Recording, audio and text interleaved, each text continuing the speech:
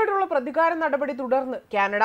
വിദ്യാർത്ഥികൾക്ക് കനത്ത തിരിച്ചടി തന്നെയാണ് ഇതിലൂടെ ഉണ്ടായിരിക്കുന്നത്. SDS വിസ സംവിധാനം കാനഡ നിർത്തലാക്കി എന്ന വാർത്തകളാണ് ഇപ്പോൾ പുറത്തു വരുന്നത്. നയതന്ത്ര ബന്ധം വഷളാകുന്നതിനിടെ ആണ് കാനഡ ഈ പ്രതികാര നടപടി സ്വീകരിക്കുന്നതെന്നാണ് ശ്രദ്ധേയമായ കാര്യം. വിദേശ വിദ്യാർത്ഥികൾക്ക് ഏറെ ഉപകാരപ്രദമായിരുന്ന ഫാസ്റ്റ് ട്രാക്ക് സ്റ്റുഡൻസ് വിസ നൽകുന്ന സംവിധാനമായിരുന്നു ഇതാണ് അവസാനിപ്പിക്കുന്നതായി കാനഡ അറിയിച്ചിരിക്കുന്നത്. സ്റ്റുഡൻസ് ഡയറക്റ്റ് സ്ട്രീം അടിയന്തരമായി അവസാനിപ്പിക്കുന്നതായി emigration, refugees and citizenship Canada അറിയിച്ചത്. വിദ്യാഭ്യാസത്തിനായി കാനഡയിലേക്ക് ചേക്കേറിയവർക്കാണ് ഇത് വലിയൊരു തിരിച്ചടിയായിരിക്കുന്നത്. വിദേശ വിദ്യാർത്ഥികൾക്ക് കാനഡയിൽ തുടർ വിദ്യാഭ്യാസം നേടാൻ കാലതാമസം വരാതിരിക്കാൻ SDS പദ്ധതി ഗുണം ചെയ്തിരുന്നു. അപേക്ഷിച്ച 20 ദിവസത്തിനകം രേഖകൾ പരിശോധിച്ച് അപേക്ഷകൾ അംഗീകരിച്ചിരുന്ന കാനഡയുടെ പദ്ധതിയാണ് SDS.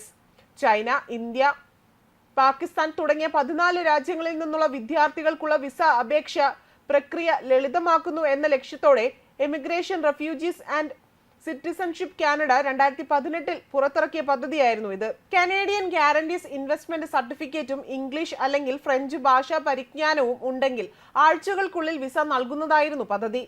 അന്താരാഷ്ട്ര വിദ്യാർത്ഥികളുടെ എണ്ണം കുറയുന്നതിന്റെ ഭാഗമായാണ് വിസ റദ്ദാക്കുന്നതെന്നാണ് കനേഡിയൻ സർക്കാർ അറിയിച്ചിരിക്കുന്നത്. ഇന്ത്യയിൽ നിന്നുള്ള വിദ്യാർത്ഥികളിൽ 80% പേരും SDS വിസയിലാണ് കാനഡയിൽ എത്തിയിരിക്കുന്നത്. 10 വർഷം കാലാവധിയുള്ള മൾട്ടിപ്പിൾ എൻട്രി സ്റ്റുഡൻസ് വിസയും കാനഡ നിർത്തലാക്കി. സ്റ്റുഡൻസ് വിസയ്ക്ക് അപേക്ഷിക്കുന്നവർക്കെല്ലാം മൾട്ടിപ്പിൾ എൻട്രി വിസയാണ് അനുവദിച്ചിരുന്നത്. ഇനി മുതൽ എല്ലാവർക്കും ഇത് ലഭ്യമാകില്ല. വിസ അനുവദിക്കുന്ന എമിഗ്രേഷൻ ഓഫീസർക്ക് കാലാവധി, എൻട്രി എന്നിവയെല്ലാം തന്നെ തീരുമാനിക്കാം. വിദേശ സഞ്ചാര വിസയിലെത്തി അനധികൃതമായി കുടിയേറുന്നത് ഒഴിവാക്കുകയാണ് ലക്ഷ്യം. വരും ദിവസങ്ങളിലും വിസ ചട്ടങ്ങൾക്കുള്ള മാനദണ്ഡങ്ങൾ കർശനമാക്കുമെന്നാണ് വിവരം ലഭ്യമാക്കുന്നത്.